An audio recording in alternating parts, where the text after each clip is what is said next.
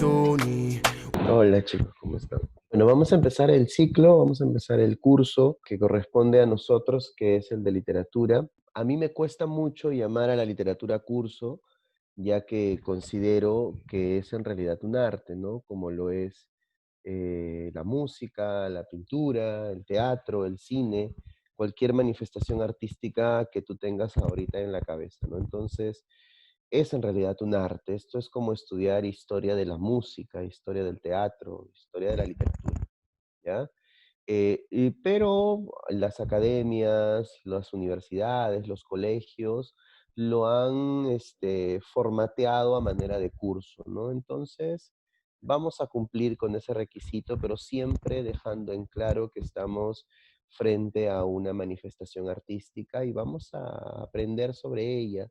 Los escritores son los artistas de la literatura y la vamos a tratar con el cariño que se suele tratar al arte, ¿no? Cuando tú hablas de la música o de tus compositores o cantantes favoritos, sueles referirte a ellos con mucha emoción. Entonces esa es la emoción que yo siento cuando hablo de cualquier escritor, ¿no? Y de algunas obras que me han impactado muchísimo, me han emocionado también. Entonces, eso es lo que yo intento, y esto ya es una búsqueda muy particular, muy personal, intento generar en la gente que me escucha, a la gente que visito, a la que me dirijo, ¿no? Que además de prepararse, porque sé que estás acá para prepararte para un examen, y eso está perfecto, y vamos a cumplir con eso, con los temas pendientes para los exámenes, además que estamos frente a una manifestación artística. Así que eso es lo primero que quiero dejar en claro, ¿ya?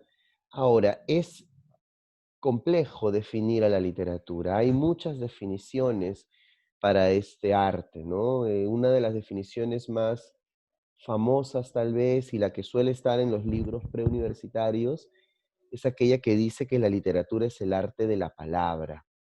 Y está bien, pues, ¿no? Es el arte de la palabra, ya que usamos la palabra como instrumento artístico, o sea, así como el pintor usa óleos, acuarelas, el carboncillo, el insumo que use, así como el músico usa su instrumento, así como el actor usa su cuerpo, el escritor usa la palabra. Y con la palabra intenta alcanzar lo que todo arte intenta alcanzar, que es la belleza, ¿no? Vamos a hacer belleza con la palabra. Entonces llega Vallejo, juega con las palabras y nos regala cosas maravillosas como Trilce, ¿no?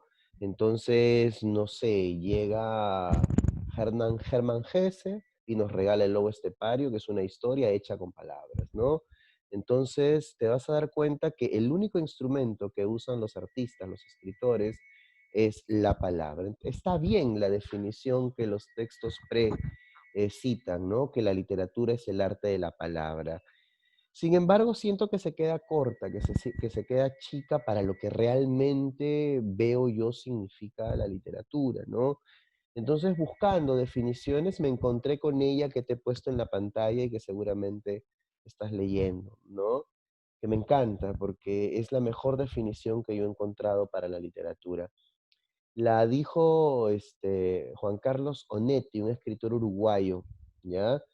Él dijo alguna vez en una entrevista y también en un texto que la literatura es mentir bien la verdad. Y cuando yo leí ese texto y cuando escuché esa frase, me emocioné mucho. Dije, es que esto es la literatura. La literatura es, y para todos los que me escuchan, la literatura es mentira. O sea, yo todos los viernes, como hoy a las 3 de la tarde, te voy a mentir. A mí me pagan para mentir, ¿no? Yo cuento mentiras, yo cuento historias falsas, yo cuento historias que nunca pasaron, al menos no tal cual, ¿no? Los profesores de historia, ellos cuentan historias reales. Yo cuento ficción. La literatura se basa en la ficción, ¿ok? Podemos partir de un hecho real y de ese hecho real vamos a jugar y llegar, pues, dejarnos llevar por la imaginación del escritor, ¿no? Y eso hace que sea una historia falsa, ¿no? Por ende, la literatura es mentira. Sin embargo, la frase dice que es mentir bien la verdad. El truco de la literatura, que es el truco del arte en general, es que en esa mentira que te estoy contando, tiene que estar escondida una verdad, si no, no vale, ¿ya?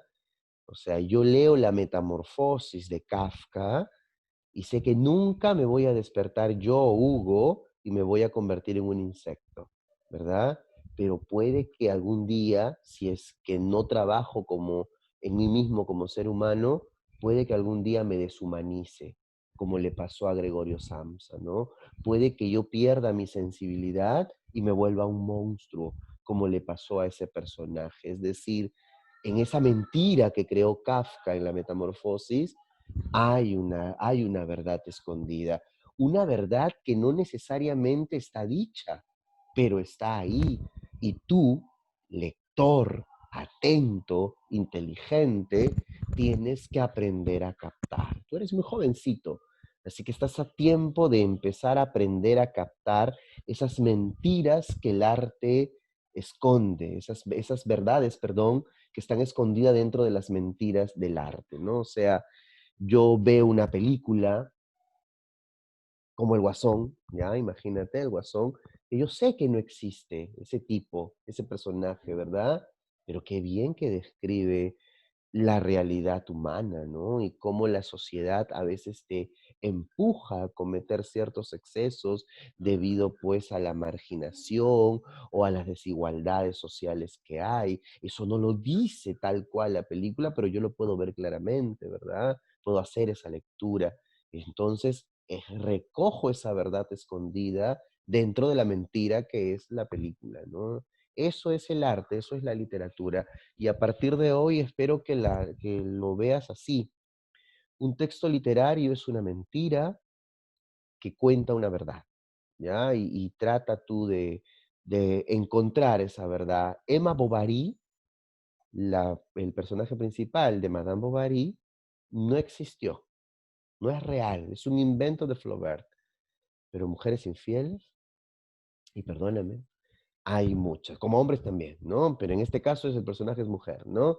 Entonces, ese personaje ficticio me sirvió para componer o decir una verdad, ¿no? Así es la literatura, así funciona el arte. Así que vamos a verlo de esa manera, ¿ya? Bueno, yo sé que muchas personas, los adultos, ¿no? Los adultos que te acompañan, tú eres muy jovencito, suelen decir que uno tiene que leer para saber, ¿no? Uno tiene que leer para conocer y para ser mejor persona. Y bueno, está bien, es un buen argumento, no me convence, pero es un buen argumento. Yo te digo algo más, lee para divertirte. Leer es bien paja. O sea, no sé si se aprende, pero la pasas muy bien, ¿ya? La pasas muy bien. No te das cuenta que estás aprendiendo, pero la pasas bien. No sabes lo que yo me he divertido leyendo novelas como por ejemplo Pantaleón y las visitadoras de Mario Vargas Llosa, o lo que me divertí leyendo El Quijote, o el ensayo sobre la ceguera, en fin, te puedo enumerar muchas obras ahorita, una obra que vamos a estudiar en algún momento, que es Crimen y Castigo, o Cien años de soledad, no sabes lo divertida que son, lo entretenidas, como Edgar Allan Poe y sus cuentos de terror, son muy emocionantes en la lectura, o sea, yo en ese momento no estaba pensando que estaba aprendiendo o que me estaba preparando para un examen, yo estaba pasándola bien porque la historia que me estaban contando era muy paja y eso, yo creo que ese es el mejor pretexto para afrontar un texto literario. Así que, si bien yo sé que tú estás acá para aprender y dar bien un examen de admisión, yo te invito a ir más allá. Y leas porque sí, que es el mejor argumento para leer, porque me da la gana, porque está bueno. Y no hay mejor argumento que ese, ¿ya?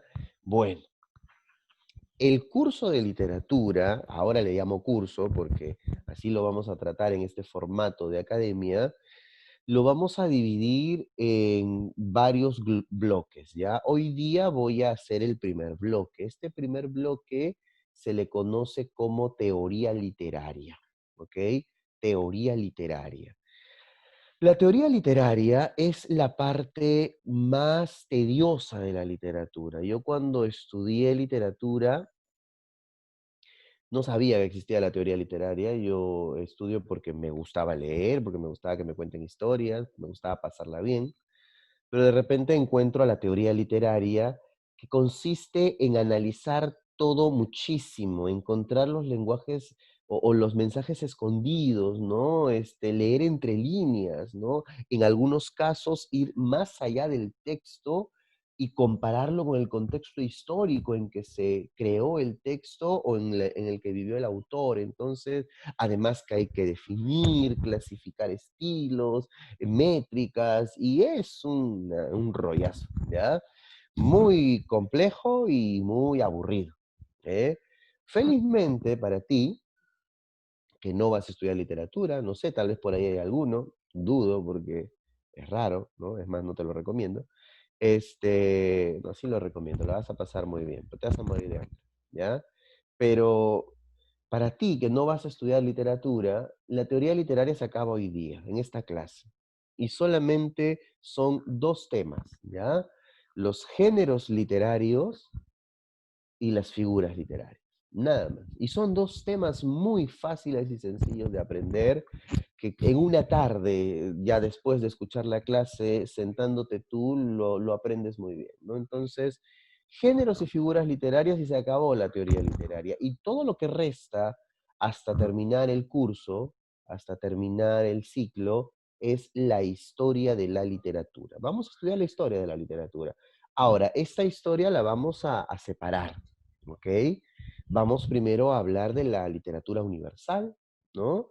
Vamos a hablar de los griegos antiguos, vamos a pasar por el Renacimiento, el Romanticismo, la vanguardia, bla, bla, bla, todo en Europa, ¿ok? Es literatura universal. Y luego vamos a entrar a un nuevo bloque. Ese tercer bloque, porque el primero es el de hoy día, teoría literaria, segundo es literatura universal, y el tercer bloque es literatura española, que tiene que ver con nuestra lengua, ¿verdad? Vamos a hablar de la literatura española de la Edad Media, perdón, de la literatura del siglo de oro, de la generación del 98, del 27, en fin, español, ¿ya? Tercer bloque. Cuarto bloque, vamos a estudiar a la literatura hispanoamericana, la literatura que se hace en esta parte del mundo donde se habla español, en América, la Hispanoamérica se le llama a esta parte del mundo, ¿ok?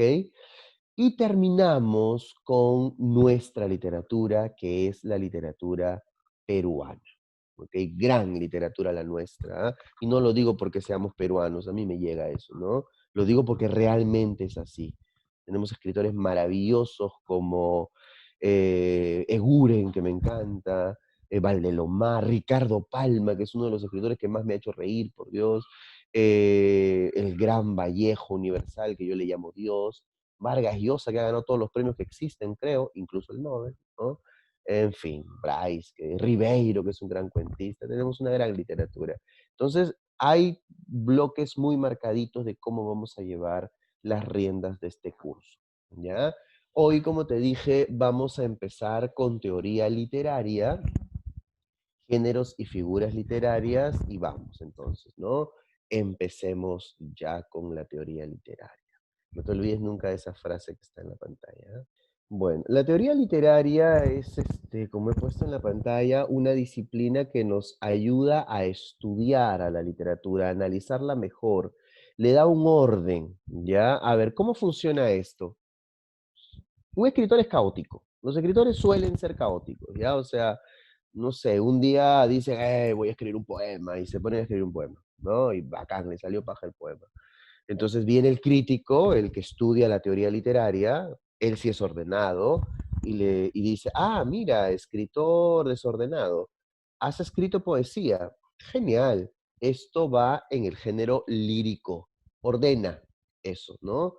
Pero este escritor caótico, desordenado, otro día vehemente dice, ah, voy a escribir una obra de teatro, y escribe una obra de teatro. Y entonces otra vez viene el crítico, ah, ahora hiciste teatro, y lo pone en el género dramático, es decir, ordena el caos del escritor. ¿Para qué? Para que nosotros, estudiantes, profesores, ¿no? Gente que admira a la distancia la literatura, la tengamos más clara y podamos estudiarlos bien, ¿verdad? Porque de eso se trata. A ver, un ratito, por favor. Porque de eso se trata, poder estudiarlo bien. Entonces, la teoría literaria se encarga de eso, del orden, de ponerle categoría a las obras literarias para poder analizarlas y estudiarlas de la mejor manera, ¿no? En eso consiste la teoría literaria. Ahora, hay varias ramas dentro de la teoría literaria, hay varias temáticas dentro de la teoría literaria, ¿no? El primer gran tema de la teoría literaria es pues la clasificación de las obras, obviamente, no es lo primero que hay que hacer. Vamos a clasificar la obra. Ah, mira, esto es teatro. Ah, mira, esto es novela. Esto es cuento. Hay que clasificarlas, hay que ponerles un orden. Eso se llama los géneros literarios, ¿ya? Vamos a hablar entonces un poquito de los géneros literarios. A ver, lo primero que te quiero contar sobre los géneros literarios es que ordena a las obras literarias de acuerdo a características comunes, ¿no? Entonces, si tengo muchas obras, varias obras, que solamente hablan de los sentimientos del autor, las voy a agrupar con un nombre. Si tengo varias obras, varios libros que están pensados para representar en un escenario, y no necesariamente para leer, sino para representar en escena ante un público, bueno, si tienen esas características, uno de esas obras y les pongo otro nombre, ¿no? Y lo mismo con las historias que hablan de guerras, o las historias que cuentan historias, es decir, ¿no? Que narran historias, quiero decir. Es decir, yo clasifico, ordeno las obras literarias de acuerdo a sus características comunes, ¿ya? Tengo a mi perrito que me está molestando acá. A ver. Bueno, ¿quién hace esa chamba por primera vez? El señor Aristóteles, ¿eh? El señor Aristóteles, en su obra La Poética, es el primero que se encarga de clasificar a la literatura. La Poética es un libro que todos los que amamos la literatura siempre le vamos a agradecer a Aristóteles, ¿no? Gracias a la Poética podemos tener un orden en la literatura. Bueno, tú manjas a Aristóteles, ¿no? Debes haberlo escuchado bastante, ¿no? Aristóteles sobre todo es conocido por su trabajo filosófico, aunque metió las narices en todo, o sea, los científicos algo le reconocen a Aristóteles, ¿no? Los biólogos también, los historiadores también, los literatos le agradecemos la poética muchísimo, los filósofos me imagino que sienten pues orgasmos con Aristóteles, ya que pues el gran pensador del mundo antiguo, ¿no? Entonces, el tipo era un genio total, ¿no? Y en la literatura nos dejó la poética como obra más importante, ¿ya? Un ratito, discúlpame. Ya. Como obra más importante. La poética se va a partir en dos, es un libro que se parte en dos, ¿eh? La primera parte de la poética nos va a contar Aristóteles cómo debemos ordenar la literatura. Va a clasificar a la literatura de acuerdo a las características comunes que tienen las obras. Es decir, la primera parte nos habla de los géneros literarios, ¿ya? La segunda parte de la poética, Aristóteles empieza a explicar otras cosas. Aristóteles nos empieza a contar cómo nace el teatro en Grecia. El teatro en Grecia, y eso es tema de otra clase, creo que de la que sigue, el teatro en Grecia nace en un culto religioso a un dios muy simpático, mi dios favorito, ¿no? Bueno, no creo en él, pero es mi dios favorito porque de todos los dioses que el hombre ha creado, creo que es el más permisivo y el menos severo, ¿ya? Ese dios se llama Dionisio, el dios del vino. ¿Ok? Bueno, Dionisio, el dios del vino, en sus fiestas, conocidas como las dionisíacas, encontramos ahí el germen del teatro. Ahí nace el teatro, primero con la tragedia. Lo que hace Aristóteles entonces en la poética, en la segunda parte, es contarnos cómo nace el teatro en Grecia, ¿no? Cómo nace la tragedia griega en este rito religioso, repito, al dios Dionisio, ¿ya? Detalladamente te voy a contar esa evolución de un rito religioso a teatro cuando hablemos de la tragedia griega. Hoy solamente te lanzo esta información, ¿no? Que en la poética también se habla del origen del teatro, ¿ya? Bueno, hoy día vamos a hablar de la primera parte de la poética, ¿no? Vamos a hablar de cómo Aristóteles clasifica a la literatura en ese momento. Hay que, a ver, vamos a jugar con la imaginación, ¿no? Vamos a imaginarnos estar en ese tiempo e imaginarnos estar en la mente de Aristóteles. O sea, Aristóteles encontró a la literatura muy desordenada, muy caótica, todo se llamaba literatura, todo se llamaba literatura. O sea, yo leía un texto que me contaba la hazaña de un héroe y eso era literatura. Yo luego revisaba otro texto que, como te dije en algún momento, tenía que representarse en un escenario y no era tan importante leerlo, y se llamaba literatura. Y luego abrías otro texto que más bien hablaba de los sentimientos del autor, el amor, el odio, el dolor, qué sé yo, y también se llamaba literatura. Todo se llamaba literatura. Y no puede ser, pues, maldita sea, ¿no? O sea, ¿cómo todo se va a llamar literatura si las obras no se parecen entre sí? Vamos a separar. La palabra correcta es, vamos a clasificar, ¿ya? Y por características comunes. Entonces, todas las obras que traten de guerras, de héroes y de sus hazañas, las vamos a llamar de una manera. Otras obras que hablen más bien de las emociones o de los sentimientos del autor, las vamos a llamar de otra manera, ¿verdad? Y las obras que son para representar van a tener otro nombre. Entonces, esos nombres, esta separación, esta clasificación que hace Aristóteles en la poética, porque ahí presenta el trabajo, es lo que ahora nosotros conocemos como géneros literarios. Los géneros literarios. Eso es la clasificación, el orden que plantea Aristóteles para las obras literarias, ¿no? Bueno, él en la poética menciona 5 géneros literarios y tú ves en la pantalla y dice, ahí están, profe, los 5 géneros literarios. No, ¿ya? De los 5 que están en la pantalla, 3 los citó Aristóteles en la poética. Otros 2 no. Los otros 2 aparecieron con la posteridad en el tiempo. ¿Qué pasó entonces? Aristóteles se equivocó en 2, o sea, patinó Aristóteles. El genial Aristóteles patinó en la poética 2 veces. A ver, Aristóteles dijo que los géneros literarios eran 5, acuérdate, ¿ah? Género épico, género lírico, género dramático, la oratoria y la retórica. Eso dijo Aristóteles. Épico, lírico, dramático, retórica, oratoria. Bueno, en los 3 primeros, genial Aristóteles. Te aplaudo, muy bien. Hasta ahora son géneros literarios. En los 2 últimos se equivocó, patinó, como te digo, ¿no? Tanto la oratoria como la retórica no son consideradas ahora parte de la literatura, ¿no? Eh, ahora pues forman parte de otras ramas del conocimiento o del quehacer, no sé, intelectual, pero no forman parte de la literatura, ¿ya? Entonces, los 2 últimos géneros que se ven en la pantalla son géneros posterior a Aristóteles. ¿Cuáles son ellos? El género narrativo y el género expositivo. Aparecen en el siglo XV, con el Renacimiento. Entonces aparecen mucho después.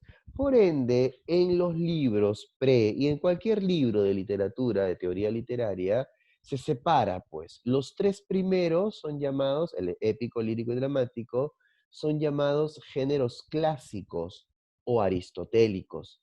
¿Por qué? Porque Aristóteles los menciona en su libro La Poética, ¿ya?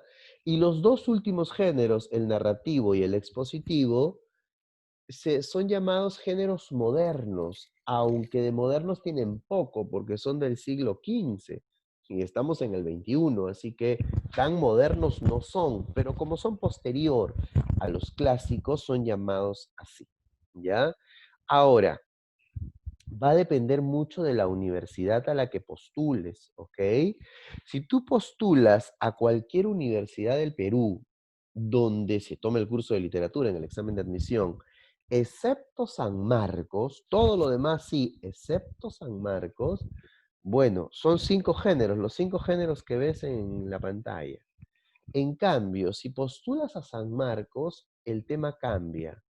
San Marcos plantea que no son 5 géneros literarios, son solamente 4, ¿ya?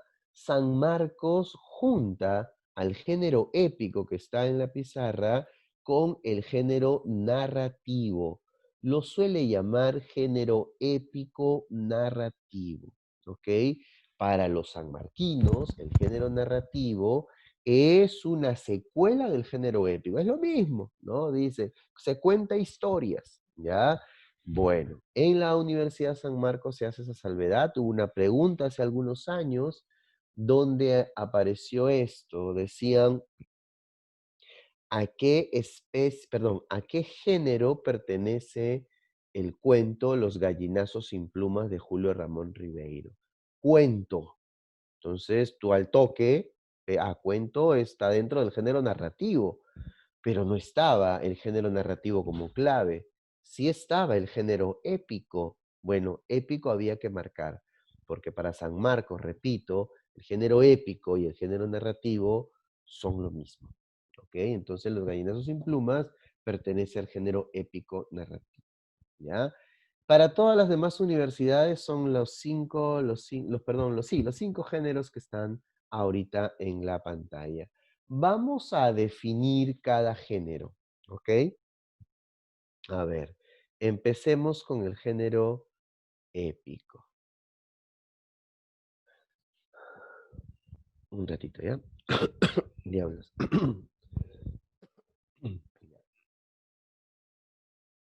Cada vez que Aristóteles, por si acaso, si tuviese, bueno, es un nuevo grupo seguramente, pues estamos iniciando el ciclo. Si tuviesen alguna pregunta, algún comentario, algo, no se me escucha, me ves borroso, no lo sé, o no entiendes algo que dije, quieres que lo repita, escríbeme en el chat. Yo tengo el chat en pantalla ahorita y estoy leyéndolos, ¿ya? Por ejemplo, he leído los saludos de todos, ¿ok? Pero si hay preguntas, con toda confianza, escríbanlas y yo estoy para eso, ¿no? Para ayudarlos, ¿ya? Así que no hay problema. Y agarren confianza y hagan comentarios también, no pasa nada, ¿ok? Bueno, vamos a hablar entonces del género épico.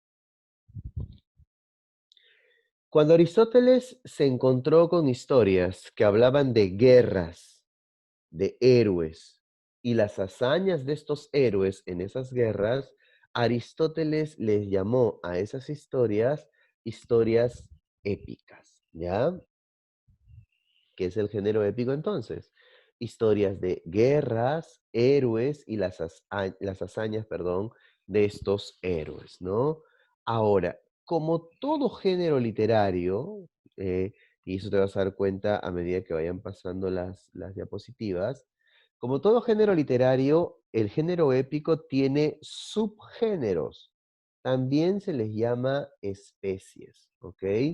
Yo te recomiendo a acostumbrarte a que le llames especies, porque es como se le suele llamar más en los textos, en los libros, ¿ya? Pero si dices subgéneros, no está mal, ¿ok? ¿Cuáles son las especies del género épico? Bueno, son 3. Están la epopeya, el cantar de gesta y el poema épico. A ver, ¿qué es una epopeya? Una epopeya es una historia de guerras, de héroes y sus hazañas, pero en la antigüedad. ¿Y qué es la antigüedad para nosotros? La antigüedad para nosotros son 2 culturas, nosotros, mundo occidental, quiero decir, ¿ah? Porque acuérdate que la Tierra o el mundo está partido en dos, Oriente y Occidente. Nosotros somos Occidente, ¿ok? Y es lo que tenemos que aprender para los exámenes. Entonces, según esta ruptura del mundo, eh, nuestra antigüedad para el mundo occidental la conforman los griegos y los romanos, ¿verdad? Ellos son nuestra antigüedad. Estas dos culturas riquísimas, hermosas, bellísimas, son la base de la sociedad occidental. Bueno, cuando yo entonces digo que en la epopeya se habla de historias de guerras, de héroes y de hazañas en la antigüedad, estoy hablando de historias griegas o de héroes romanos o hazañas de héroes griegos, es decir, gente que en la época antigua, en el mundo antiguo de Occidente, pues participaron o ejecutaron estas acciones, ¿ya? Entonces, ejemplos hay un montón.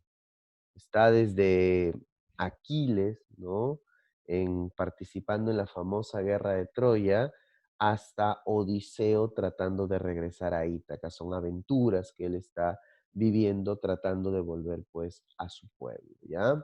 Entonces no te olvides de eso. La epopeya, que es la primera especie que estamos estudiando del género épico, pues habla de guerras, de héroes y sus hazañas, pero en la antigüedad. No te olvides eso porque esa es la diferencia con la siguiente especie. La siguiente especie, el cantar de gesta, es lo mismo, exactamente lo mismo. Y yo sé diferenciarlo gracias al tiempo en que se da. Los cantares de gesta son historias de guerras, de héroes y las hazañas de los héroes en las guerras, pero están situados en la Edad Media. En la Edad Media, ¿ok? Y entonces ahí está la diferencia. La epopeya es en la antigüedad y los cantares de gesta en la Edad Media. En la Edad Media hay muchas guerras. ¿Por qué? Porque en la época medieval se están formando los reinos. Y para que mi reino sea poderoso, necesito territorio. Y para conseguir territorio, tengo que hacerle la guerra a mi vecino, ¿verdad? Porque mi vecino no me va a regalar tierra. Yo tengo que quitársela a la mala. Entonces, hay constantes guerras. Obviamente en las guerras hay héroes. Por eso es que aparecen estos héroes medievales justamente en la época media, ¿no? En la Edad Media. Bueno, las historias de estos héroes medievales se conocen como cantares de gesta, ¿ya? Ejemplos también hay bastantes, ¿no? El cantar de los Nibelungos es mi cantar de gesta favorito, el cantar del mío Cid, el cantar de Roldán, etcétera, ¿ok? Jovencitos, un ratito quiero hacer una pausa, un segundito, es nada, ¿ya? Disculpen la interrupción. Entonces, estamos entendiendo, ¿no? Hasta ahora hemos estudiado dos especies del género épico. La epopeya, que son historias de guerras, héroes y hazañas en la época antigua, en el caso nuestro occidental, historias que se dan en la Grecia antigua, en la Roma antigua, ¿verdad? Y luego están los cantares de gesta que tienen que ver con las hazañas, pero ya en el mundo medieval, ¿no? El cantar de los Nibelungos, te estaba citando, el cantar de Roldán, el cantar del mío Cid, ¿verdad? Entre las obras más significativas de este estilo, ¿eh? Pero luego aparecería ya con la invención de la imprenta y la escritura en el Renacimiento, en el siglo XV, el poema épico. ¿Qué es un poema épico?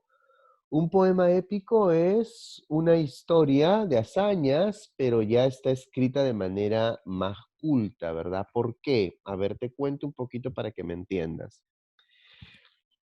En la edad antigua no hay escritura, ¿ya? No hay escritura o cuando empieza a aparecer ya es bastante tarde. En la Edad Media se empieza a desarrollar la escritura bastante, pero no hay publicaciones porque no hay imprenta. Entonces, muchas de las obras que se hacen en esos tiempos, tanto antiguo como medieval, son de tradición oral, ¿no? Son contadas más que escritas, ¿ya? Bueno, si yo soy un cantor popular, si yo vivo en la edad antigua y soy un cantor popular, me van a llamar rapsoda, ¿ok? Los rapsoda son los cantores populares de la época antigua. Si yo soy un cantor popular, pero vivo en la Edad Media, me van a llamar juglar. Los juglares son los cantores populares de la Edad Media. Pero en ambos casos estoy diciendo que son cantores populares, así los estoy llamando. Entonces, son tipos que cuentan historias dirigidas al pueblo. Si yo le hablo al pueblo, pregunta tonta, pregunta boba, ¿le voy a hablar en difícil? ¿Les voy a regalar un lenguaje culterano, enredado, difícil, cosa que ellos no puedan interpretar lo que yo quiero decir? Evidentemente no, ¿verdad? Si yo me estoy dirigiendo al pueblo, tengo que hablarles en fácil, tengo que usar un lenguaje popular. Tanto las epopeyas como los cantares de gesta, por sus características de tiempo y de cómo se ejecutaban, tradición oral, pues son de lenguaje popular. Y esa es una gran diferencia con el poema épico, perdón. El poema épico ya es un texto escrito, porque para ese momento ya se había inventado la imprenta y se manejaban muy bien los textos. Y además estamos en el Renacimiento, en el humanismo, donde el ser humano se vuelve bastante racional y una persona muy crítica de su tiempo y además intenta cultivarse mucho, ¿no? Entonces, el lenguaje, por ende, es más culto, el de los poemas épicos, y ahí marcamos una diferencia con las epopeyas y el cantar de gesta, ¿ya? Esas son las tres especies del género épico. Vamos con el siguiente género. No te voy a meter tanto floro. El género lírico es la poesía. Así de sencillo. O sea, tú ves un poema, lees un poema, compones un poema, ya no pienses tanto. Estoy haciendo o estoy leyendo género lírico. El género lírico es la poesía. Ahora, ¿por qué le llamaron género lírico? Pudieron haberlo llamado poesía o género poético, ¿verdad? Pues resulta que los poetas de ese tiempo, y yo diría que de todos los tiempos, tenían la costumbre de recitar sus poemas. Si tú conoces a algún amigo poeta o alguien que escriba cosas parecidas a la poesía, te habrás dado cuenta que tienen una característica común que se repite todo el tiempo. Les encanta recitar lo que escriben. Yo al menos no conozco un poeta que no le guste recitar lo que escribe, ¿no? Entonces la mayoría le gusta hacerlo, ¿ya? Bueno, parece que en Grecia antigua también. Entonces Aristóteles, que era muy observador, empezó a observar a los poetas griegos y se dio cuenta que los poetas griegos siempre recitaban sus versos, o sea, los componían y además los recitaban. Y cuando los recitaban, lo hacían acompañados de un instrumento musical.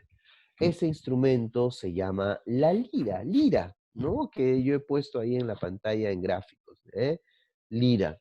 Bueno, de ahí viene el nombre género lírico, por la lira, ¿ya? Este instrumento de cuerdas con el cual los poetas antiguos, en este caso griegos, acompañaban pues sus versos, ¿ok? Un ratito, estoy medio incómodo. A ver. Bueno, el género lírico, la poesía, ¿de qué nos va a hablar? De lo que pasa dentro nuestro, ¿verdad? Nuestras emociones, sentimientos, nuestras tristezas, nuestro dolor, todo lo que pasa dentro. Es decir, si yo hablo desde lo que pienso, siento, estoy hablando desde mi subjetividad. El género lírico es un género bastante subjetivo, porque el poeta te está contando lo que él cree es el amor, te está contando lo que él cree se siente cuando uno se enamora, cuando uno siente tristeza, cuando uno siente dolor, cuando uno siente pena. Es la visión personal, interna del poeta, que no necesariamente tiene que repetirse en nosotros, ¿no? Entonces, eso predomina al género lírico bastante, a la poesía, el subjetivismo, ¿no? O sea, no se puede tomar como una opinión certera un poema, perdón, de un poeta romántico, ¿verdad? Porque el tipo está hablando desde su subjetividad, ¿no?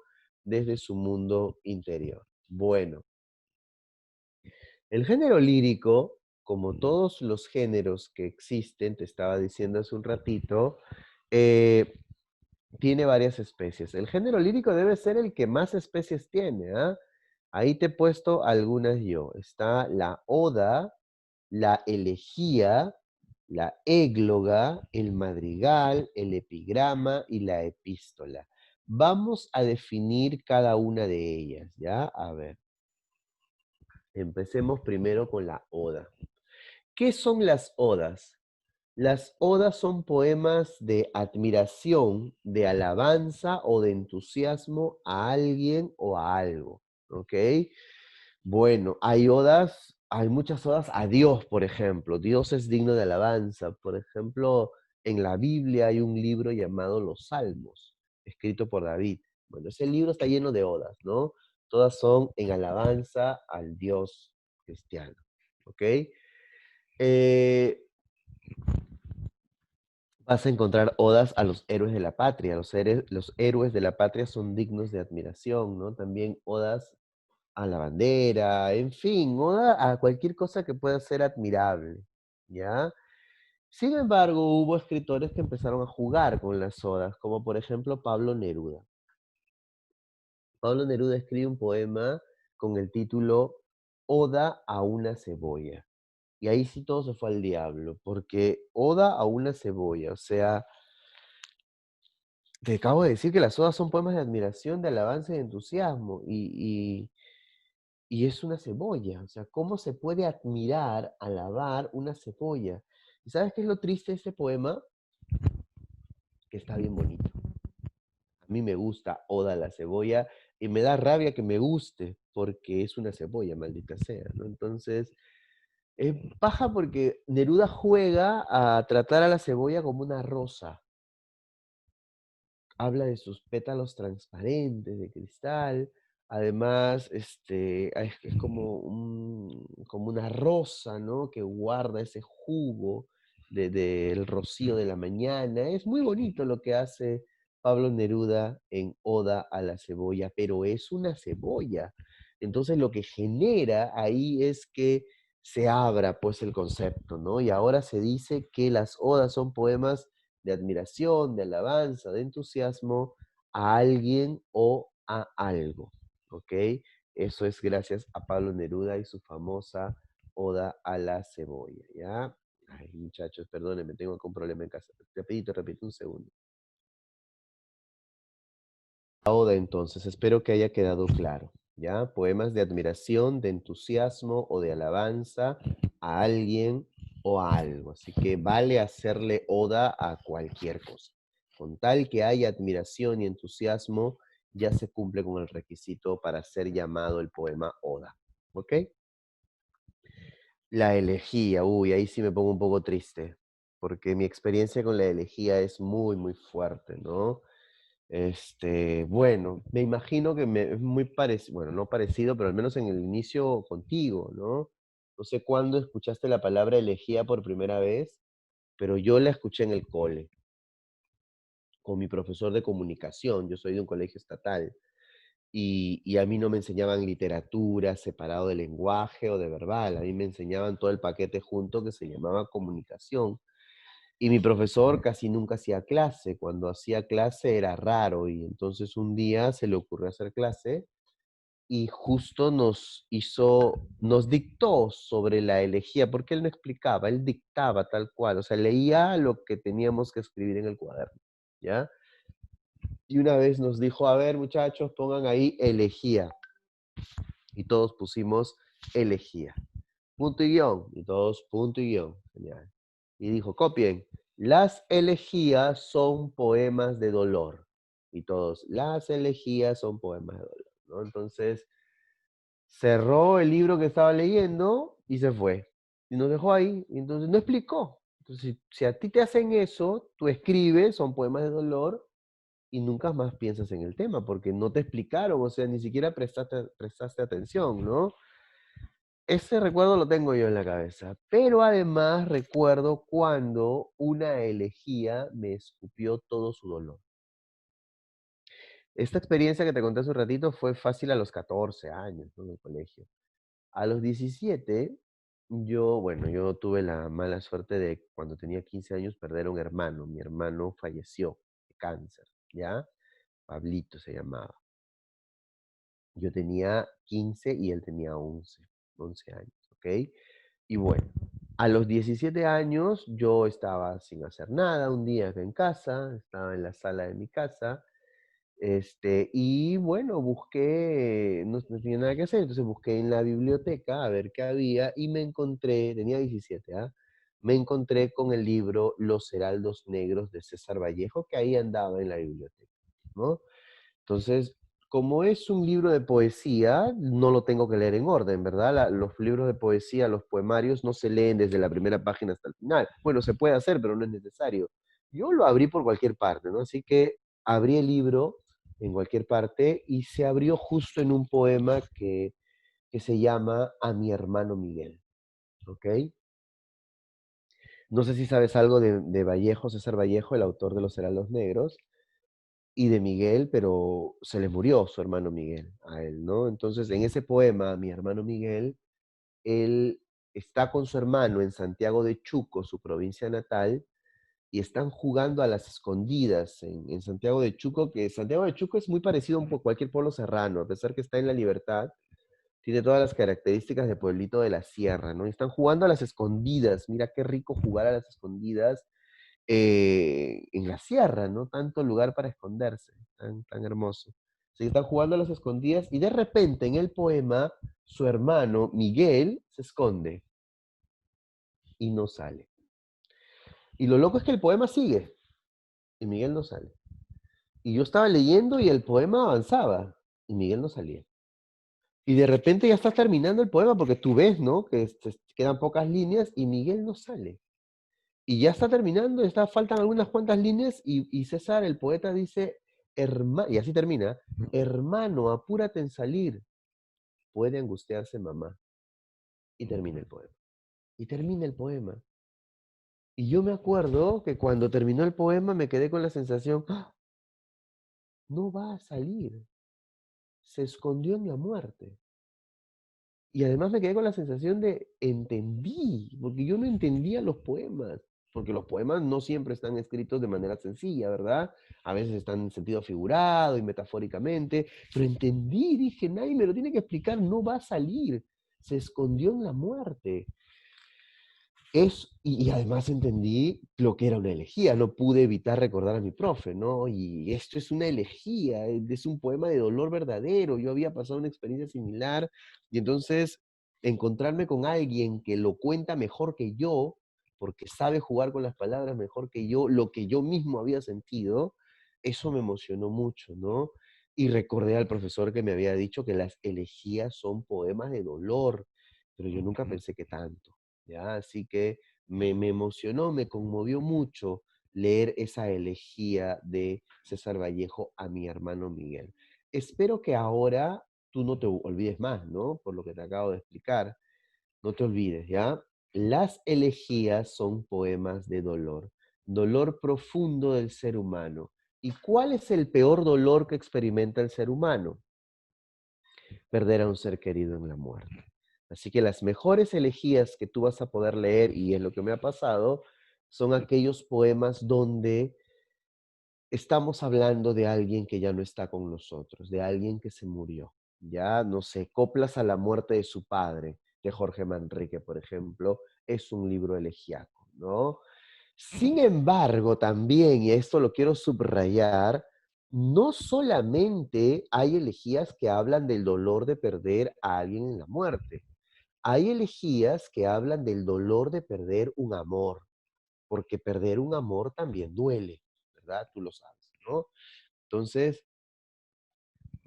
la chica que amas te dejó, maldita sea, y tú eres un poeta maldito, pues haces un poema asesino, pues, maldita sea.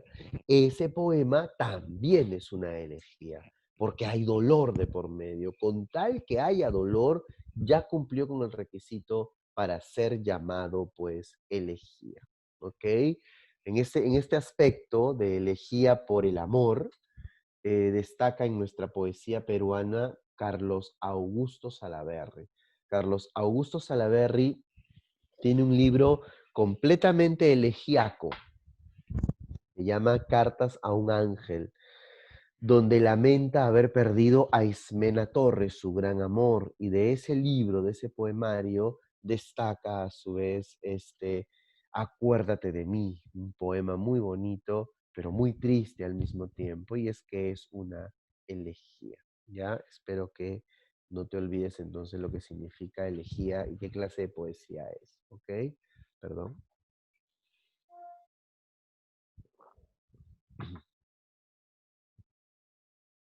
Églogas. Las églogas son poemas pastoriles, ¿ya?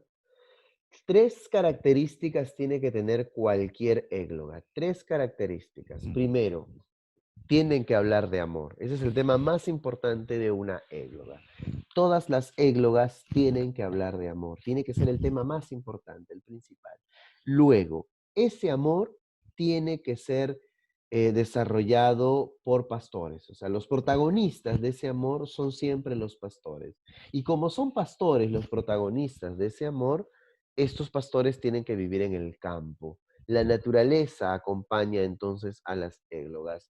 Tres características, no te olvides, ¿ah? Una égloga tiene que tener, primero, amor. Siempre son poemas que hablan de amor. Segundo, ese amor tiene que ser protagonizado por pastores. Y tercero, estos pastores tienen que vivir, pues, rodeados de la naturaleza, en el campo, ¿ya? Si uno de los tres aspectos falla, no es una égloga. Habría que ver qué cosa es, pero no es una égloga. Las églogas tienen que tener estos tres temas y como tema principal, obviamente, el amor. No olvidar eso también, ¿ya? El capo de las églogas es Garcilaso de la Vega, el español. También Virgilio usó mucho las églogas, ¿no? Pero Garcilaso las llevó a un punto mayor, ¿ok? Garcilaso el español, por si acaso, él tiene un libro que se llama así incluso, Églogas, así se llama, tal cual, ¿no? Y nos cuenta la historia de desamor de dos pastorcitos, Salicio y Nemoroso, ¿ya? A ver, seguimos. ¿Qué es un madrigal? Un madrigal es un poema de amor. Un poema no solamente de amor, sino donde se celebra una cualidad femenina, ¿ok? No sé, una cualidad física femenina, ¿ah? Las manos de la mujer, los ojos de la mujer, los cabellos de la mujer, las formas femeninas, ¿no? Entonces, el madrigal tiene eso, es un poema de amor breve, el poema es breve, y además idealiza un aspecto físico de la mujer, ¿ya? Madrigal. ¿Qué es un epigrama? Un epigrama es un poema sarcástico, irónico, ¿verdad? Yo siempre digo que un epigrama es como una caricatura hecha con palabras. O sea, ¿cómo haríamos una caricatura de Alejandro Toledo? Chiquito, ¿verdad? Con una cabeza enorme, borracho, ¿no? Típico de la imagen que tenemos de él, ¿no? Entonces, eso sería una caricatura de Alejandro Toledo. Ahora, lleva este ejemplo a las letras, ¿no? ¿Cómo sería un epigrama? Tenemos que dibujar con palabras, ¿ya? Érase un hombre a una nariz pegado, decía Francisco de Quevedo sobre Góngora y Argote, ¿verdad? Entonces, eso es un epigrama, se está burlando de la nariz de ese personaje, ¿no? Eso es el epigrama, ironía, sarcasmo, burla de manera creativa, de manera poética, ¿ya? Y por último está la epístola. ¿Qué es una epístola? Una epístola es una carta, ¿ok? Una carta poética, por si acaso, no es cualquier carta. Una carta escrita teniendo en cuenta que estoy jugando a la poesía, ¿no? La epístola más famosa de la literatura peruana la escribió una guanuqueña que se le conoce con el seudónimo de Amarilis. Ella le escribió una carta a Lope de Vega. esa carta se conoce ahora con el nombre de Epístola a Belardo. Epístola a Belardo, ¿ya? Epístola a Belardo. Bueno, ahora se han hecho averiguaciones, ya te hablé de la teoría literaria, ¿no? Hasta hace un tiempo no se sabía quién era esta tal Amarilis que se enamoró de Lope de Vega, ya la contaremos más adelante la historia completa, cuando hablemos del siglo de oro, de literatura peruana. Pero ahora por la teoría literaria creo que ya se sabe el nombre de Amarilis, ¿no? Parece haber sido una dama guanuqueña y su verdadero nombre fue María Rojas Garay. Así que por si acaso te suelto ahí el dato. Ya, la obra de ella es una carta poética, es decir, es una epístola. Ya estudiamos género épico, ahora estamos en el género lírico y vamos con el último género clásico o aristotélico, el género dramático, que a mí me gusta tanto, ¿no? El teatro. Cuando escuches género dramático, tú ya en tu cabeza, estamos hablando de teatro. Muy bien. Bueno, son obras, si bien hay textos dramáticos, textos de teatro, no están pensadas para ser leídas, perdón. Están pensadas para ser representadas. Ese es el fin de una obra dramática, que se represente en el escenario. Si es que no pasa eso, no podemos estar hablando todavía de una obra dramática, porque se quedó en intención solamente, ¿no? Así que una obra dramática, una obra de teatro, cierra el círculo cuando además de leerla, alguien se anima a representarla en un escenario, ¿ya? Bueno, el teatro, ya te conté, ¿no? Y te lo voy a contar con más detalle en la próxima clase, pero aparece en la Grecia antigua, en un rito religioso al dios Dionisio, ¿ya?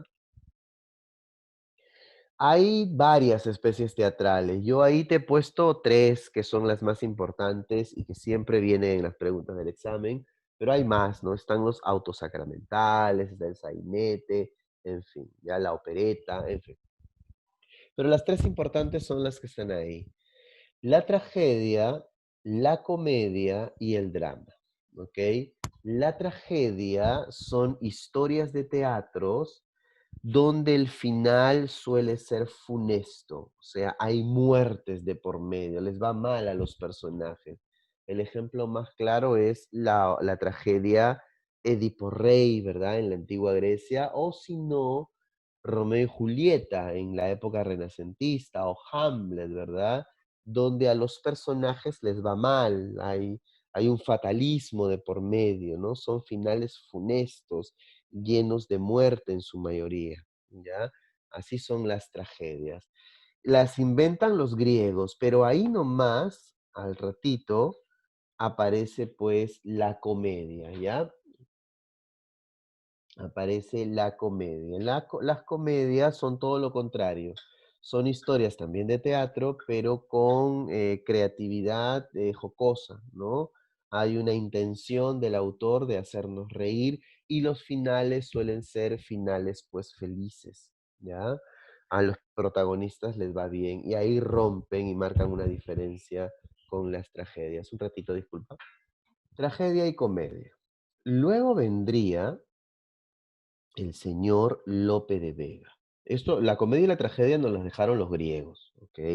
Que es aparecieron en la Edad Media otras formas de teatro, como por ejemplo los autosacramentales, que tienen temática religiosa, ya religiosa cristiana, ¿verdad? Pero luego, en el siglo XVII, en la famosa Edad de Oro española, aparecería el genial Lope de Vega, ¿ok? ¿Y qué haría Lope de Vega? Fusionaría las dos especies dramáticas que acabo de citar, la tragedia y la comedia. Las va a fusionar y las va a hacer una sola, ¿ok? ¿Por qué hizo eso Lope de Vega? Porque se dio cuenta que yo hago más humano el teatro si es que yo mezclo ambas expresiones dramáticas, ¿no? O sea, nuestra vida, la vida humana, no es completamente trágica como en las tragedias, ¿verdad? O sea, tenemos momentos trágicos, claro que sí, pero no es todo el tiempo, ¿eh? Nuestra vida humana no es completamente feliz como en las comedias. Tenemos momentos felices, pero no es siempre. Entonces nuestra vida es un poco de tragedia y un poco de comedia. Si yo mezclo la tragedia y la comedia, tengo la vida humana, tengo un drama. El drama es la especie teatral más humana porque mezcla las dos emociones más importantes del ser humano, que son la tristeza y la alegría, ¿verdad? Bueno, Lope de Vega inventa el drama en el siglo XVII con obras como Fuente Ovejuna, por ejemplo, aunque ese drama es de honor villano.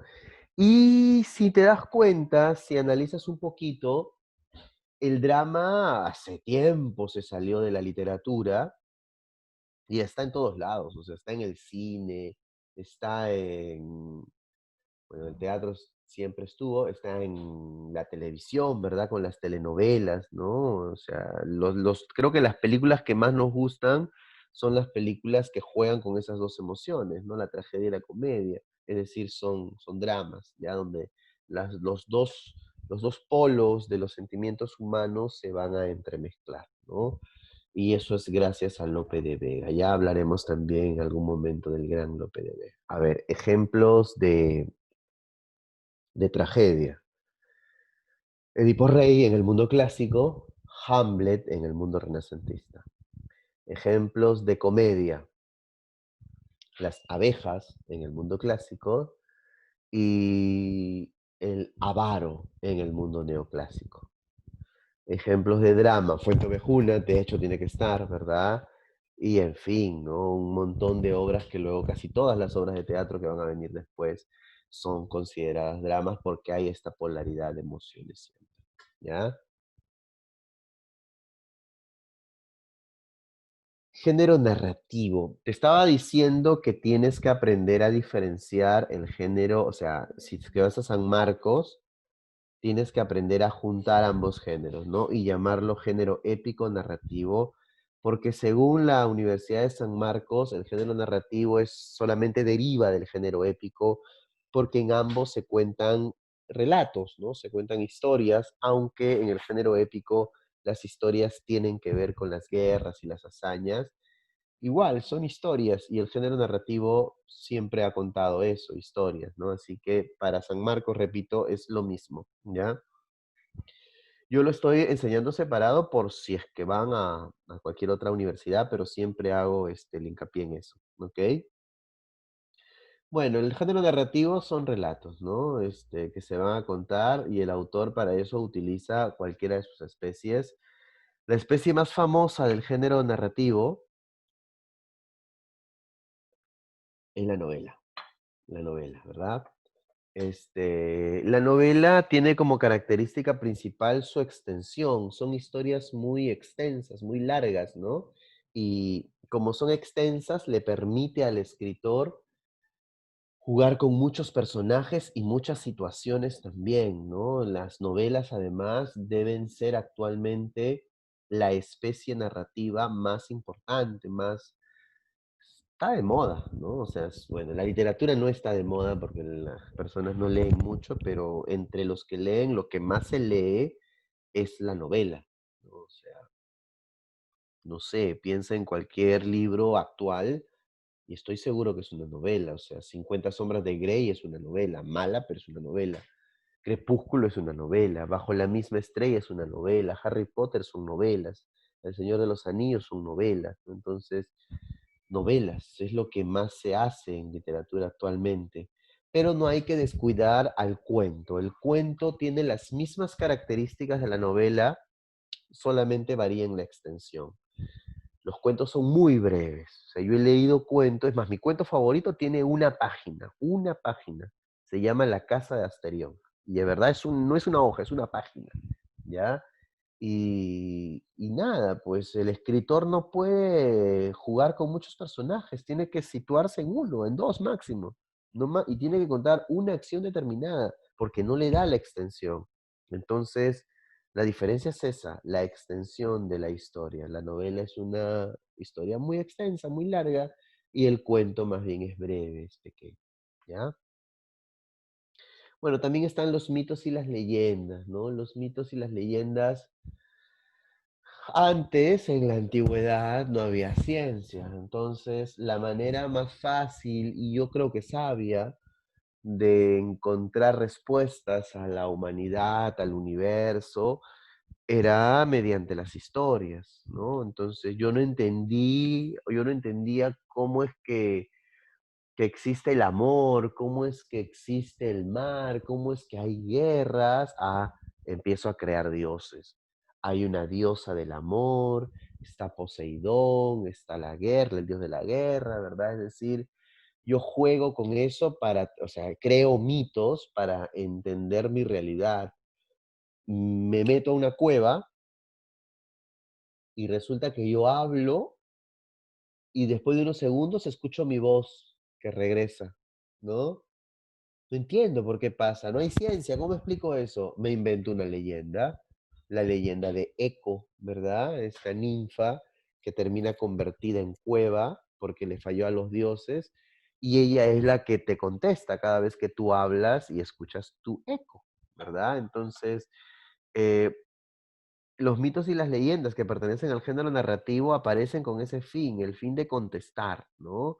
Contestar lo que la ciencia de ese tiempo no podía contestar. Entonces, para eso está la literatura. Obviamente son respuestas mágicas y reales, pero bonitas, que es lo importante también, ¿ya?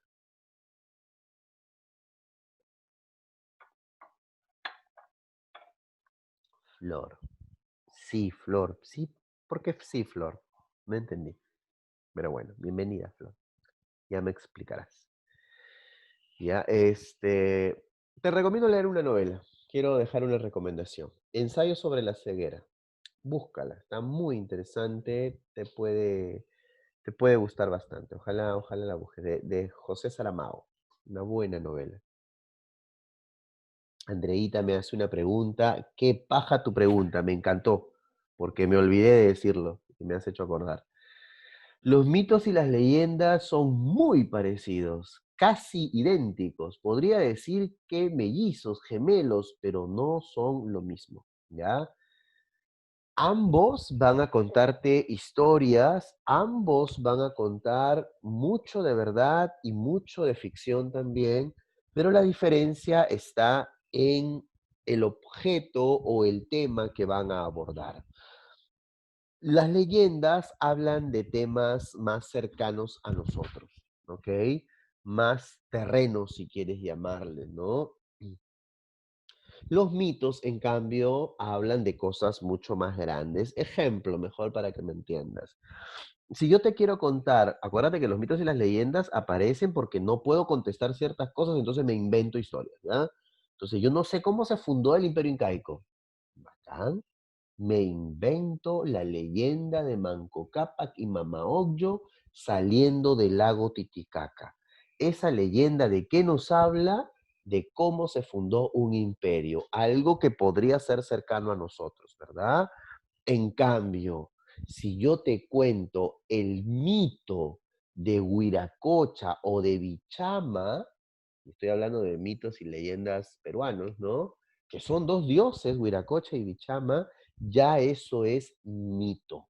¿Por qué? Porque estoy hablando de algo grande. Por eso en Grecia la mitología griega se llama así porque habla de los dioses griegos, de la formación del universo. En cambio, si te hablo de Eco, convertida en una cueva, eso es más sencillo, eso es una leyenda, ¿verdad? Las leyendas hablan de cosas pequeñas, los mitos de cosas muy grandes. La leyenda puede hablarte del origen de una flor, los mitos pueden hablarte del origen del universo, de un dios, de varios dioses, ¿verdad? Esa es la diferencia, querida Andreita, entre los mitos y las leyendas. En todo lo demás se parecen, es como la novela y el cuento, o sea, si tú me das un fragmento de un cuento, de una novela, y no las conozco, no voy a poder diferenciarlos, porque son idénticos, ¿verdad? La diferencia está en la extensión, ¿no? Los cuentos son breves, las novelas son extensas. E igual acá, la diferencia entre el mito y la leyenda está en el tema. Los mitos hablan de cosas grandes y las leyendas de cosas más pequeñas, ¿ok? No, de nada, Andreita, cuando quieras. Bien. Este, género narrativo. Y para terminar la parte de los géneros literarios, el último género en aparecer, con el cual yo me he peleado, no es porque no me guste, me encanta, pero yo creo que no debe ser parte de la literatura, ¿no? Pero nadie me hace caso, tú tampoco me das caso, para ti es un género más, ¿ok? Estoy hablando del género expositivo. El género expositivo solamente tiene una especie, es el único género que tiene una especie nada más, y esa especie se llama ensayo. ¿Qué es un ensayo? Es un trabajo de investigación, pero no solamente de investigación, también es una opinión personal del ensayista, del autor, sobre el tema que va a abordar, ¿no? Entonces, si yo voy a opinar de algo, lógicamente tengo que ser un experto en el tema. No vale, al menos no debería hacer yo un ensayo si no conozco el tema. Ahora, yo puedo hacer un ensayo de lo que me dé la gana, de la cosa más increíble se puede hacer un ensayo, ¿no? O sea, yo he visto ensayos desde el cáncer, hecho por médicos obviamente, porque conocen la materia, hasta la historia de la papa peruana, ¿no? Hecho por agricultores, ¿no? Por gente que se dedica a ello, ¿no? Entonces se puede hacer ensayo de todo. Lo único que se pide es hacer un estudio bueno del tema, o sea, conocer el tema y además proponer una idea nueva. Si no propongo algo nuevo, no tiene sentido hacer un ensayo. Si voy a repetir lo que ya se sabe, mejor no hago nada. O sea, repito lo que ya se sabe porque estoy estudiándolo, pero además propongo algo nuevo. Esa es la idea de un ensayo, ¿no? Vargas Llosa, nuestro máximo escritor vivo, acaba hace 3 semanas de sacar un ensayo sobre la obra de Borges, de Jorge Luis Borges, ¿no? O sea, seguramente lo ha leído mucho, y no he leído el libro porque ha salido recién, todavía ni me lo compro, pero seguramente va a hablar de cosas que ya se han dicho sobre Borges, pero imagino, estoy seguro, que él además va a proponer ideas nuevas en este ensayo, porque si no, no lo hubiese hecho, ¿verdad? Entonces, eso es lo que se busca en el género expositivo con el ensayo, ¿ya? Yo leí, el ensayo más paja que he leído en mi vida, no tiene nada que ver con literatura, ni con cultura, ni con arte. Es un ensayo sobre fútbol, ¿ya? A mí me gusta el fútbol, no juego muy bien, pero me gusta, ¿no? Y leí un ensayo que se llama ¿Y el fútbol dónde está? Así se llama. Escrito por Ángel Capa, un ex entrenador de la U, argentino o uruguayo, no sé muy bien de dónde es, pero sé que es filósofo. Además de entrenador de fútbol, es filósofo, ¿no? Entonces el tipo está muy bien preparado y su ensayo es una maravilla porque analiza el fútbol y lo deconstruye, ¿no? Porque nos hace primero ver qué absurdo es el fútbol, ¿no? Cómo nos apasionamos por un deporte que si lo ves sin pasión es muy bobo. Si lo ves sin pasión, cosa que es muy difícil hacer, ¿no? Es muy bobo porque lo único que vamos a encontrar es a 22 adultos persiguiendo un pedazo de cuero de vaca durante casi 2 horas. Si lo analizas sin pasión, fríamente, ¿no? Entonces, si te lo dicen así, si te lo presentan así, es tonto, ¿no? Y todos van tras ese cuero de vaca durante casi 2 horas, pero no queda ahí el ridículo, sino que cuando ese cuero de vaca ingresa a eso que hemos llamado arco, esa acción le hemos puesto nombre, se llama gol, ¿verdad? Las pasiones se exacerban, o sea, ¿te has visto, nos hemos visto celebrar un gol? Es simiesco, parecemos simios. Yo me he visto celebrar un gol y me avergüenzo, ¿no? O sea, me acuerdo mucho del gol de Farfán que nos llevó al Mundial.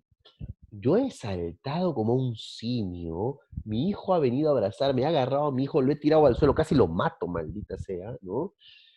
Porque, porque el pedazo de cuero de vaca entró a la red, ¿no? Entonces, si lo analizas sin pasión, realmente no tiene mucho sentido, ¿verdad? Y es a lo que quiere ir Ángel Capa, ¿no? Y analizar qué tiene este deporte tan hermoso que despierta esas pasiones entre nosotros. Eso es un ensayo, ¿ya? ¿Cómo se llama el ensayo, Ángelo? Se llama ¿Y el fútbol dónde está? Lo escribió Ángel Capa. Piero también me lo preguntaba, ¿ya? ¿Y el fútbol dónde está? Qué paja que me pregunten eso, que no va a venir en tu examen, ¿no? Nunca te van a preguntar ese ensayo, pero léanlo, pues está paja, pues de eso se trata, de leer también, porque sí, en fin, ¿ya? Esta es la parte de géneros literarios, ¿ok? Que es este trabajo de clasificar a la literatura. Vamos ahora a hablar sobre las figuras literarias, ¿ok? A ver.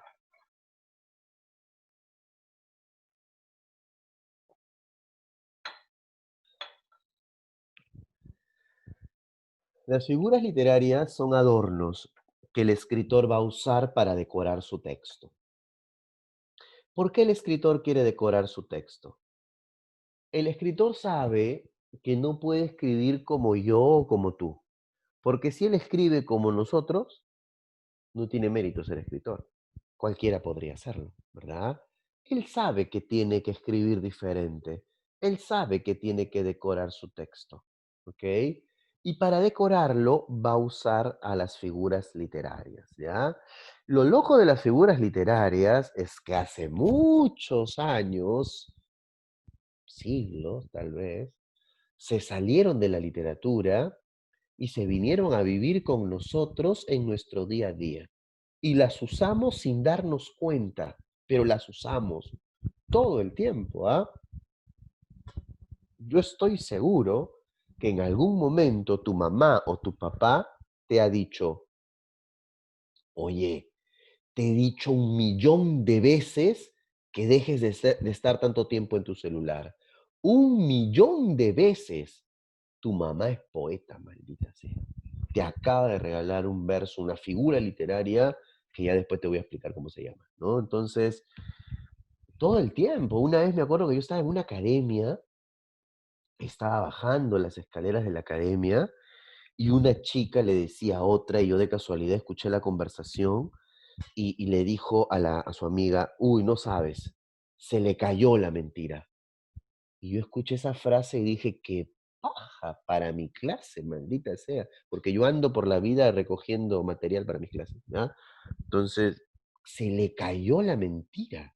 Esa es una figura literaria que ahorita te cuento cuál es, ¿no?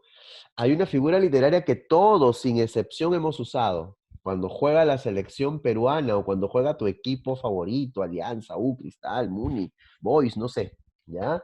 ¿Qué decimos? Hoy, hoy jugamos. Yo también juego, man. Yo no sé jugar, yo también juego, pero maldita sea, ¿no? Hoy jugamos, ¿no? Y si ganamos, ¿qué decimos? Ganamos, perdimos. O sea, nosotros, ¿no? Y ni siquiera estuvimos ahí. Y si yo hubiese jugado, hubiese hecho el ridículo, ¿verdad? Entonces, formamos parte de, y eso es una figura literaria, que ahorita te digo cuál es, ¿no? Entonces, las figuras literarias están con nosotros siempre al momento de hablar. Nosotros los peruanos las usamos mucho sin saber que son figuras literarias, ¿eh? Pero bueno, vamos a analizar a cada una de ellas. Un datito importante. Las figuras literarias se dividen en dos. Se dividen en figuras gramaticales, que son las que atentan contra el lenguaje, es decir, algo le pasa al lenguaje que deja de ser rígido y rompe sus normas, como por ejemplo una figura que ahorita también te voy a decir su nombre, que nos invita a escribir la oración al revés. Eso no se hace, pero en este caso esta figura literaria nos dice que podemos escribir la oración al revés. Bueno, eso sería una figura gramatical porque está alterando el lenguaje, ¿ya? Y también están las figuras de sentidos, o también llamadas tropos, ¿no? Esas figuras dejan intacto el lenguaje, simplemente te regalan imágenes, ¿no? Imágenes, y de acuerdo a las características de la imagen, tienen distinto nombre, ¿ya? Vamos a analizar algunas de estas figuras literarias. A ver, ahí está la más famosa de todas, la metáfora. ¿Qué es la metáfora? A mí me gusta explicar a la metáfora así. A ver, yo la veo como un reemplazo. Es como que llega el poeta y dice, uy, esa palabra no me gusta. La voy a reemplazar esta palabra, pero no voy a usar un sinónimo de la palabra. Voy a usar una imagen que yo creo dibuja lo que quiero contarte. ¿Ya? O sea, mira, no, te voy a dar un ejemplo nada poético, pero creo que es muy claro para entender esto. ¿Ya? Una vez en una academia, un chico me dijo, yo andaba más barbón, ¿no? Y me dijo, me perdí en el bosque de su rostro, en el bosque de su rostro, ¿ya? Sacó la palabra barba, ¿verdad? Y puso la palabra bosque. En ningún diccionario barba y bosque son sinónimos, ¿verdad? Ese muchacho me estaba regalando una metáfora, ¿ok? Eso es una metáfora, es un reemplazo no por un sinónimo, sino por algo que dibuja de manera poética lo que yo quiero contarte, ¿no? Hay un poema que dice, las perlas de tu boca, haciendo alusión a los dientes. Pero perlas y dientes no son sinónimos, pero se entiende claramente. No tenía que explicártelo, ¿verdad? Eso entonces es una metáfora. No te olvides. Ahora, lo loco de las metáforas es que no solamente es palabra por palabra, puede también ser una palabra por toda una frase, ¿ya? Por ejemplo, ¿cómo se llama la puesta de sol? Ocaso, ¿verdad? Ocaso, así se llama, ¿eh? La puesta de sol debe ser el ocaso debe ser uno de los espectáculos más bellos que existen. Y nosotros que vivimos frente al mar, porque somos de Lima, lo podemos disfrutar cuando querramos. Bueno, siempre que salga el sol, ¿no? Este, es lindo el ocaso, es muy bonito, pero la palabra es fea y chiquita. Y el espectáculo es enorme y bellísimo, ¿ya? Entonces, Huidobro, un poeta chileno, cuando vio el ocaso, escribió, el día se suicida mudo arrojándose al mar. Repito, el día se suicida mudo arrojándose al mar. Yo leo eso y digo, qué paja maldita sea. Eso es un ocaso, porque ese sol que aparentemente se está hundiendo en el mar, porque eso es lo que aparentemente vemos, se está suicidando en el mar, ¿no? Y el mar coge las tonalidades del sol para dar, pues, final al día y que aparezca la noche, ¿no? Entonces, eso es una metáfora también. Yo no solamente reemplazo palabra por palabra, puedo reemplazar una palabra por toda una frase. Eso también es válido dentro de las metáforas, ¿ya? ¿Qué es un símil? El símil es la comparación. Yo voy a comparar una cosa con otra, ¿ok? Una cosa que no necesariamente se parezca, pero el poeta le encuentra parecido, ¿no? O sea, no sé, a Neruda.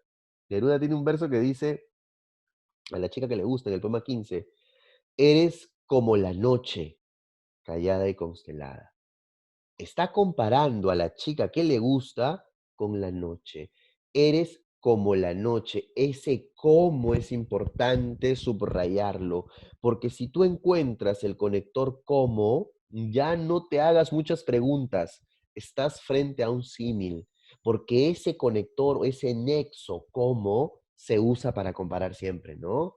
Eres como la noche. Comparo a la chica que me gusta con la noche. ¿Por qué? Porque es callada y constelada, dice el verso, ¿no? Hay otro poema, este es del mexicano Octavio Paz, que dice, voy por tu cuerpo como por un bosque.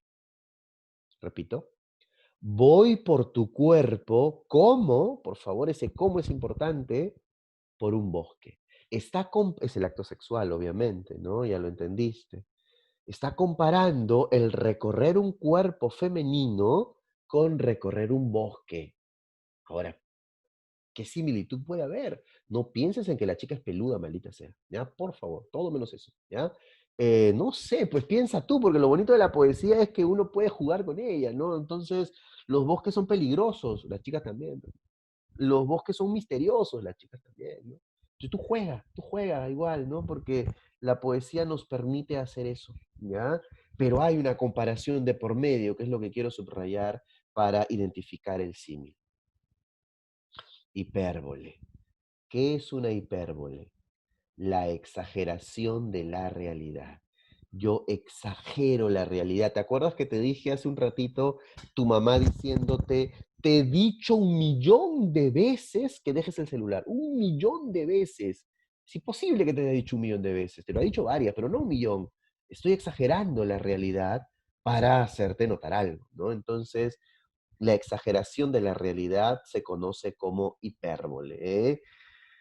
Garcilaso de la Vega, ¿te acuerdas? En su égloga primera, eh, no, perdón, oh más dura que el mármol a mis quejas, más dura que el mármol, imagínate, ¿no? El mármol es una piedra y esa chica es más dura que el mármol, ¿eh? Y el poema dice más adelante, más helada que la nieve. Nada es más gélido que la nieve, pero algunas chicas son frías así, ¿no? Entonces, estoy exagerando la realidad para mostrar algo, ¿no? Con mi llorar hasta las piedras se enternecen, dice Garcilaso, imagínate. Eso es una hipérbole, la exageración de la realidad. Una hipérbole hay en esta imagen, por ejemplo, ¿no? Mira, pues esa mariquita es, ¿no? Con boca de hipopótamo, ¿ya? Haciéndose notar, haciéndose escuchar. En fin. Hipérbaton. ¿Qué es el hipérbaton? El hipérbaton es el desorden sintáctico de la oración. O sea, yo escribo la oración al revés. Profe, ¿por qué haría eso? Porque un poeta, además de decirte cosas bellas, quiere que esas cosas bellas suenen bello también. Y a veces, para encontrar un sonido específico, tengo que escribir mal la oración, porque si no, tal vez no logro la rima, ¿verdad? Entonces puedo desordenar la oración. Eso no se hace en la vida diaria. O sea, estás escribiendo un documento, ni se te ocurre escribir al revés. En la poesía sí vale. En el arte vale, porque en las canciones también vale, ¿no? Porque es como que el lenguaje se rinde ante el arte. Y a nadie más que al arte le da permiso para que haga con él lo que quiera. O sea, el lenguaje le dice al arte, hagan ustedes lo que quieran, porque total, ustedes están en otra cosa, ¿no? Un abogado que escriba mal, yo no lo permitiría. Un psicólogo que haga un informe y escriba, no sé, la palabra páginas con J, sería un escándalo, ¿verdad? Bueno, González Prada tiene un libro llamado Páginas Libre y Páginas está con J. Nadie le dice nada. Es poeta. Puede abusar y alterar el lenguaje. ¿Ok? En el caso del hipérbaton es desordenar la oración. Hay un verso que dice, de verdes sauces hay una espesura. Pésimamente escrito. Repito, de verdes sauces hay una espesura. No, no, no. Hay una espesura de verdes sauces. Así debía escribir, pero no, al poeta le llega. Cambió la oración porque quiere un sonido especial. Hay una espesura, de verdes sauces, perdón, hay una espesura. Hay un sonido diferente al momento de desordenar la oración. ¿Ya? Antítesis. ¿Qué son las antítesis? Ideas opuestas, ¿no? Ideas contrarias que el poeta une y hace imágenes bellísimas. Pablo Neruda tiene una en el famoso poema 20, ¿no? En el poema 20 dice, ay, se me fue. Es tan largo el amor y no, es tan corto el amor y es tan largo el olvido, ¿no? Es tan corto el amor y es tan largo el olvido. Corto, largo, ideas opuestas, ¿verdad? Hay un verso de González Prada que dice, si eres fuego, ¿por qué tu hielo inerte? Si eres vida, ¿por qué me das la muerte? Fuego, hielo, vida, muerte. Ideas opuestas. O el cobrador de combi, ¿no? Invitándote a avanzar para atrás. Yo, cuando un cobrador de combi me dice, la primera vez que escuché eso, avanza para atrás, yo me emocioné demasiado, pero por Dios, qué maravilla, o sea, este es un poeta. Avanza para atrás y yo pensando, no puedo, no se puede avanzar para atrás, se avanza siempre adelante. ¿Por qué este cobrador me pide un imposible? Porque es poeta y me está regalando una antítesis, ¿verdad? Sé que la próxima vez que un cobrador de combi te invite a avanzar para atrás, bésalo. Es un poeta, es un cobrador, es un poeta disfrazado de cobrador, ¿ya? Así que eso es una antítesis, no te olvides. Ideas opuestas que el poeta va a unir para crear una idea muy, muy bella, ¿no? Anáfora, ¿qué son las anáforas? Es la repetición de una o de más palabras al inicio de cada verso, ¿ok? Cada verso en un poema es una oración, un renglón, ¿ok? Entonces, en cada renglón del poema, en cada verso, yo empiezo con, con las mismas palabras, ¿no? Entonces, no sé, amor es bla, bla, bla. Amor es ble, ble, ble. Amor es bli, bli, bli. Todas los renglones, los versos, los empecé con amor es. Eso sería una anáfora. ¿Qué es la elipsis? La elipsis es el uso de la coma elíptica. ¿Ok? Eso es lenguaje más que literatura, ¿no? La coma elíptica, seguro lo sabes por lenguaje, su función es reemplazar al verbo, porque no quiero repetir una palabra, porque si yo repito una palabra, caigo en la redundancia. Entonces, para no caer en la redundancia, hago uso de la coma elíptica, ¿no? Entonces, a ver, un ejemplo bobo, porque no se me ocurre un ejemplo poético ahorita, pero es como que yo te ponga, yo voy a comprar pan, tú, coma, jamonada. Yo voy a comprar pan, tú, coma, jamonada. Esa coma está reemplazando al verbo comprar, porque si no tendría que volver a poner el verbo comprar y sonaría horrible la oración. Caería en la redundancia. Para no usarlo, uso la coma elíptica. Ahora, si esa coma elíptica que reemplaza al verbo la uso en un poema, eso se llama elipsis. ¿Ok? Bueno, el epíteto es el uso de adjetivos dentro de un verso, ¿no? Es como que leas la Ilíada y digan Aquiles, el de los pies ligeros. Ese es un epíteto, ¿no? O aquel verde prado, verde prado. Le estoy dando un adjetivo, una cualidad al prado, ¿no? Entonces, eso es un epíteto. Polisíndeton es cuando abuso de un conector.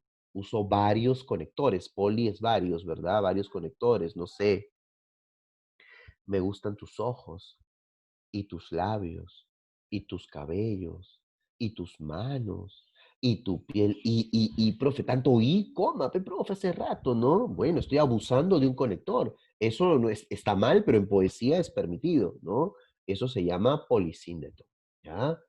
Asíndeton es todo lo contrario, ¿no? Estoy en la parte ya casi final de la pantalla. Asíndeton es cuando no hay conectores, ¿no? Anulo la presencia de conectores, eso le da velocidad al poema, vértigo, hay que leerlo de un tirón, ¿no? Y eso es también simpático.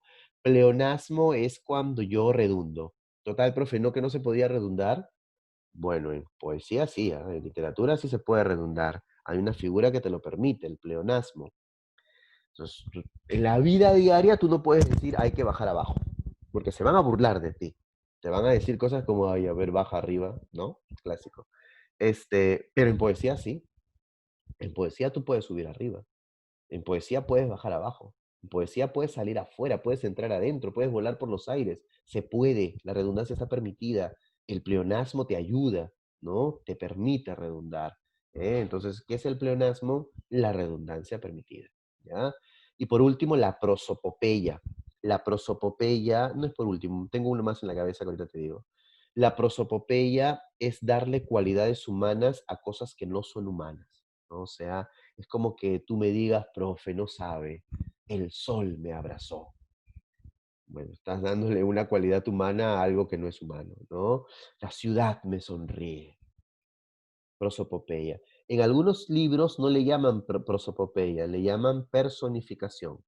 Es lo mismo, ¿no? Darle cualidad humana a algo que no es humano. Y por último, ahora sí, el que tenía en mente y no puse en la pantalla es metonimia. ¿Te acuerdas el ejemplo que te puse de hoy jugamos, ganamos, perdimos, todos, maldita sea? Eso se llama metonimia. ¿Qué es la metonimia? Es cuando yo uso la parte por el todo o el todo por la parte, ¿no? O sea, no jugamos todos, juegan 11 tipos, ya, con cambios ponle 13, no sé, ¿ya? Pero nosotros usamos el todo, el país. Hoy jugamos, o sea, he sacado la parte, la selección de fútbol peruana, y he puesto el todo, el país peruano, ¿no? El país Perú, ¿ya? Eso es metonimia. Puede ser al revés también, ¿ah? Puede ser que yo te diga, mi hija azul tiene 9 primaveras. No, pues nadie cumple primaveras. Cumplimos años. Pero la primavera es una parte del año. Entonces yo no usé el todo, que es el año, usé la parte. ¿Ya? Eso también es metonimia. Pero hay otra forma de usar la metonimia, que es mediante el autor-obra. ¿Ya? ¿Cómo es eso? Es como que tú digas, profe, no sabe, leí a Vallejo. No se puede leer a Vallejo, ¿no? Vallejo está muerto y además era una persona, no era un libro, no se leen a las personas, ¿verdad? Has leído Trilce, has leído Poemas Humanos, has leído Los Heraldos Negros, has leído Paco Yunque, pero no has leído a Vallejo, pero usaste el nombre del autor en vez de la obra. Ya eso vale. Se llama metonimia, ¿ok? Profe, me compré un Picasso.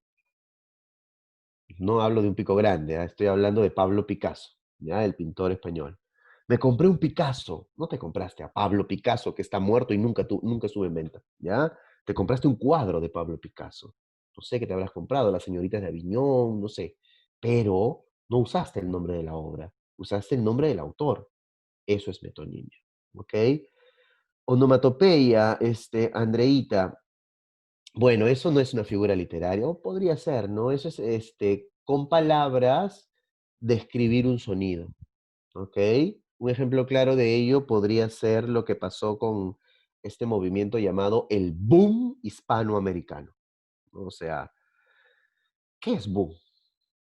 Nada, no tiene significado, es un sonido que escribí, ¿verdad? Entonces, eso es una onomatopeya, ¿no? Estoy escribiendo un sonido, pero no es una palabra con un significado, ¿ya? Andreita, espero haber contestado tu pregunta, ¿eh?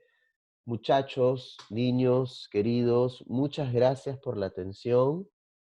Nada, pues nos vemos la próxima semana, el próximo viernes a las 3 de la tarde como hoy día. Cuídense mucho, cuiden a sus familiares bastante también. Que les vaya muy bien a todos. Siempre Tony.